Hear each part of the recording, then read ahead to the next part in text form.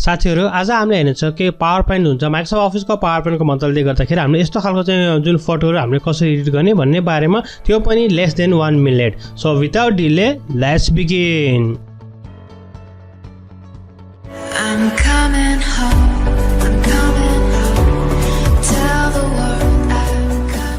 नमस्कार साथीहरु तपाईहरु हेर्दै हुनुहुन्छ टेक एन्ड पेल च्यानल र म पविन्द्र साथीहरु यदि तपाईहरुले टेक एन्ड पेल च्यानललाई सब्स्क्राइब गर्नुभएको छ भने तपाईहरुलाई धेरै धेरै धन्यवाद र साथीहरु यदि तपाईहरुले चाहिँ अवश्य टेक एन्ड पेल च्यानललाई सब्स्क्राइब गर्नुभएको छैन भने कृपया हाम्रो च्यानल सब्स्क्राइब गरी साथमा रहेको बेल आइकनलाई क्लिक गर्न नभुल्नु होला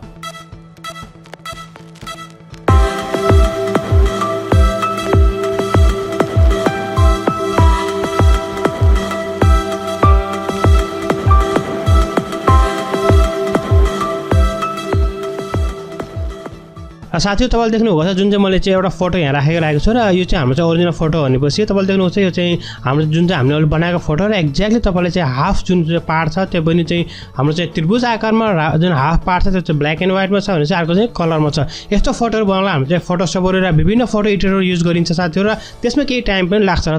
तर साथी तपाईहरुलाई म आज देखाउन गइरहेको छु कि विथ इन 1 मिनेट 1 मिनेट भन्दा पनि कम समयमा तपाईहरुले चाहिँ यस्तो प्रोफेसनल फोटोहरु पावर पोइन्टबाट पनि सजिलो तरिकाले बनाउन सक्नुहुनेछ जसको लागि साथीहरु म यसलाई चाहिँ डिलिट गर्न गइरहेको छु र साथीहरु हामीले चाहिँ अलरेडी फोटो डिलिट गरिसकेका छौं त्यसपछि हामीले यो फोटोलाई सिलेक्ट गरेर Ctrl+D गर्नेछौं Ctrl+D मिन्स डुप्लिकेट जुन पनि साथीहरुले चाहिँ हाम्रो भिडियो हेरिराख्नु छ तपाईहरुले धेरै सर्टकट कीहरु पनि थाहा पाइसक्नु भएको होला जुन हामीले चाहिँ पावर पोइन्ट चाहिँ हामीले बेसिकबाट गरिरहेका थियौ त्यसपछि तपाईले यसलाई Ctrl+ गर्नुभयो त्यसपछि यसलाई तपाईले सिलेक्ट गर्नु होला जब यसलाई तपाईले डबल क्लिक गर्नुहुन्छ साथीहरु त्यसपछि हाम्रो चाहिँ फर्मेट सेल जुन हुन्छ यो चाहिँ एक्टिभ हुन्छ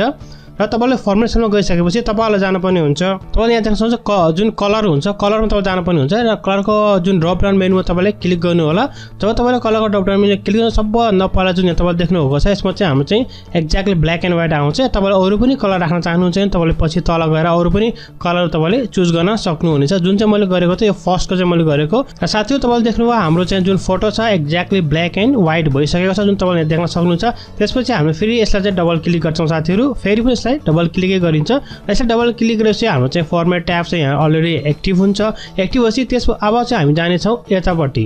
जुन हामी चाहिँ पहिला हामी यता यो जुन फर्स्ट मा गयौं भनेपछि अब चाहिँ हामी यो साइडमा जाने छौं र यो साइडमा तपाईले देख्न सक्नुहुनेछ तपाईले देख्नुहुन्छ क्रप छ नि क्रपमा तपाईले क्लिक गर्नु जब ड्रप डाउन मेनु हुन्छ क्रपको ड्रप डाउनमा क्लिक गरिसकेपछि तपाईसँग छ हुन्छ क्रप सेपमा तपाईले जब क्लिक गर्नुहुन्छ त्यसपछि तपाईले हेर्नु बेसिक सेपहरु छ बेसिक सेप चाहिँ नम्बर 3 मा जुन छ जुन चाहिँ राइटको जो छ यस्तो खालको काटेको छ त्रिभुज आकारको तपाईले देख्नुहुन्छ जुन राइट तिर एउटा काटेको छ या तपाईले अरु पनि गर्न सक्नुहुन्छ यसलाई तपाईले क्लिक गर्नु होला र साथै जब तपाईले त्यसलाई क्लिक गर्नुहुन्छ हामीले चाहिँ अलरेडी नै फोटोलाई एक्ज्याक्टली क्रप गरिसकेका छौं एक्ज्याक्टली क्रप गरिसकेका छौं एक्चुअली त्यसपछि हामीले चाहिँ यो फोटोलाई तपाईले बिस्तारै उठाएर यसको माथि राख्नु होला एक्ज्याक्टली मिलाएर जहाँ पहिला यो फोटो चाहिँ ठ्याक्क मिल्छ